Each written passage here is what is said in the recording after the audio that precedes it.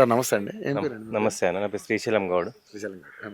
శ్రీశైలం గారు, సో తెలంగాణ రాష్ట్రంలో ఇప్పుడు కాంగ్రెస్ గవర్నమెంట్ అధికారంలో ఉంది. 13 నెలల పరిపాలనలో ప్రజాపాలన అని చెప్పేసి కాంగ్రెస్ ముందుకెళ్తా ఉంది. ముఖ్యంగా మీ నల్గొండ నియోజకవర్గంలో మేము కొంచెం సర్వే చేస్తూ ఉన్నాం కాబట్టి ఎలా ఉంది ఇక్కడ కోమటిరెడ్డి వెంకటరెడ్డి పరిపాలన పనితీరు ఏ విధంగా ఉంది, కాంగ్రెస్ గవర్నమెంట్ ఇస్తానన్న హామీలు ఏ విధంగా ఉంది? ఎందుకంటే కోమటిరెడ్డి గారు కూడా కొన్ని ఎలక్షన్ ముందు చాలా హామీలు ఇచ్చారు, మీకు ఏమైనా నెరవేరినాయా? ఎలా ఉంది ఆయన పనితీరు?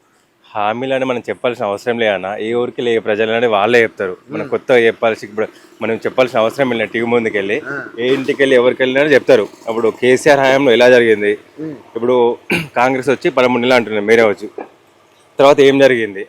రైతు బంధు అయితేంది, రైతు రుణమాఫీ అయితేంది, రైతు బీమా అయినా ఎవ్రీథింగ్. ఫర్ ఎగ్జాంపుల్ మన కళ్యాణ లక్ష్మి ఉంది, ప్రతి ఒక్క ఇంటికి వచ్చేది. ఇప్పుడు తులం బంగారం అన్నారు, తులం బంగారం కాదు కదా, ఆఫ్టర్ ఒక 1 lakh కూడా లేదు. సో ప్రతి ఒక్కటి పెన్షన్లు అయినా ఏదైనా డెవలప్మెంట్ అనేది ఏం లేదు. నల్గొండ చూసుకుంటే రోడ్లే చూద్దాం మన, అప్పుడు ఎలా ఉన్నాయి ఇప్పుడు ఎట్లా ఉన్నాయో. ఇప్పుడు రోడ్లు వేసినాక వాళ్ళు ఏటీఎం తిరుగుతున్నా ఉన్నారు. ఆయన మంత్రి అంట, వారానికి ఒకసారి వస్తున్నాడు. ఏం లేదు, అభివృద్ధి ఏం లేదు, చెప్పడానికి అయితే ఏం లేదు. ఇప్పటివరకు అయితే ఏం లేదు, మాటలతోటే సరిపెడుతున్నారు ప్రజెంట్. 6 గ్యారెంటీలు అయితే 420 హామీలు అవి, దాన్ని చెప్పడానికి ఏం లేదు. 420 హామీలు అంటారు దాన్ని, ఏం లేదు, అంత డెవలప్మెంట్ కూడా ఏం లేదు. ప్రజెంట్ అయితే నడిపిస్తున్నారు. ఇక 5 ఏళ్ళు అటు ఇటు నడుస్తారేమో, తర్వాత అయితే అవకాశం లేదు రావడానికి. వ్యతిరేకత ఏందన్న, ఇప్పటికిప్పుడు ఏడా బై ఎలక్షన్ వచ్చినా మీరే చూస్తారు కదా. ఒక ఎలక్షన్ రావాలి, బై ఎలక్షన్ అదే జరుగుతుంది 100%. మనం చెప్పడానికి ఏం లేదు. కానీ నిజంగానే మరి ఇప్పుడు చూసుకుంటే మరి ప్రజాపాలన అంటున్నారు కదా, మరి ప్రజాపాలన ఉద్దేశంగా వెళ్తుంది అంటున్నారు.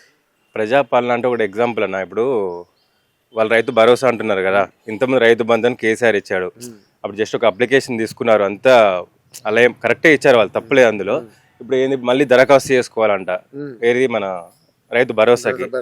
రైతు అప్లై చేసుకోవాలంట, మళ్ళీ ఇంటికి వస్తారంట, ఎంక్వైరీ చేయాలంట. వ్యవసాయం చేస్తున్నట్టు చేస్తారు, చేయరన్న 1 ఎకరంలో అయితే ఇంటికన్నా చేయలేరు కదా. సో అలాంటి వాళ్ళకి కూడా అందరికి ఇవ్వాలి అవకాశం, దాని ఫిల్టర్ చేసి. గతంలో ఎక్కువ ఎకరాలు వేస్ట్ గా చెరువులకి, చెలకలకి, గుట్టలకి అన్నిటికి ఇచ్చేసారు, డబ్బంతా వేస్ట్ చేశారని చెప్పి మాట్లాడుతూ ఉన్నారు. ఎట్లా ఉంటుంది అది? ఇచ్చారంటే అందరికీ ఏం పోలే అన్న, ఉన్న రైతులకే పోయింది. ఎవరికి ఉంటుంది ల్యాండ్? అందరికీ, కుబేర్లకి ఏమి ఉండదు కదా, రైతులకు ఉంటుంది కదా, వాళ్ళకే లబ్ధి పొందింది అది. దానివల్లనే ఇప్పుడు రైతులు కూడా ఒక మంచి స్టేటస్ లో ఉన్నారు. వాస్తవానికి కూడా మాకు కూడా కొంచెం అప్పు ఉండేది, మా నాన్నకు కూడా ఒక 3-4 lakhs అట్లా ఉండేది. రైతు బంధు పడ్డాక కొంచెం సేఫ్ అయింది. రుణమాఫీ అంటే అప్పుడు అయిందండి, కేసీఆర్ ఏం లేదండి, ఇప్పుడు ఏం కాలేదు నాకు. అట్లా అవకాశం అంటే ఏం లేదు. 6 గంటలు అంటే చెత్త హామీలు ఒకటి ఉన్నాయి. ఏంటి మన ఆర్టీసీ ఉంది, అది మాత్రం వరెస్ట్. వాళ్ళ రిక్వైర్మెంట్ ఏం లేదు, మహిళలు కూడా ఎవరు అడగలేదు, అదొకటి. ఇంకా 2500 అంటే అది పత్తే లేదు. ఇవ్వాల్సిన కరెక్ట్ పెన్షనే రావట్లేదు. నిరుద్యోగులు అంటే ఆయన ఏదో నోటిఫికేషన్ ఇచ్చినా అంటున్నాడు, నోటిఫికేషన్ వాళ్ళది, రిక్రూట్మెంట్ వీళ్ళది, ఏం లేదు అక్కడ. అట్లా. సో మరి 13 నెలల్లో పరిపాలన పరిస్థితి ఏ విధంగా అనిపిస్తుంది? నాకైతే నచ్చలే అన్న, చెప్పడానికి ఏం లేదు, జీరో అంతే. మైక్ దొరికితే మాట్లాడడం తప్ప నాకంటే ఎక్కువ ఏం లేదు అన్న రేవంత్ రెడ్డి కూడా.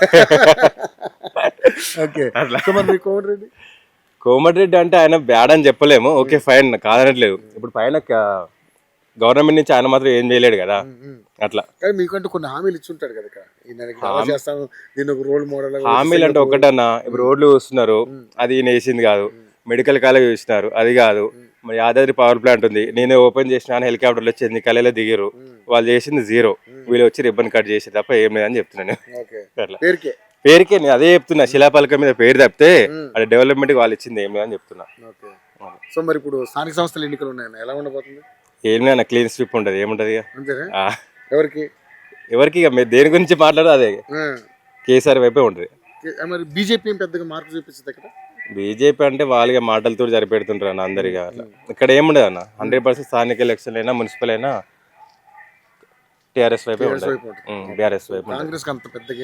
కాంగ్రెస్ అయితే ఏం అయిపోయింది, అధికార పార్టీ అన్న. అధికార పార్టీని ఎందుకు గెలిపించుకున్నా అనుకుంటున్నారు ప్రజలు. ఇప్పుడు 13 నెలల పాలన అంటున్నారు కదా మీరే, ఏ ఊరికి వెళ్ళి ఏ గ్రామంలో ఎక్కడైనా వాళ్ళే చెప్తారు అభివృద్ధి ఏంది, ఏం జరిగింది, రైతు టైంకి రైతు బంధు పడదా, ఏం పడింది అనేది. అట్లా. Thank you.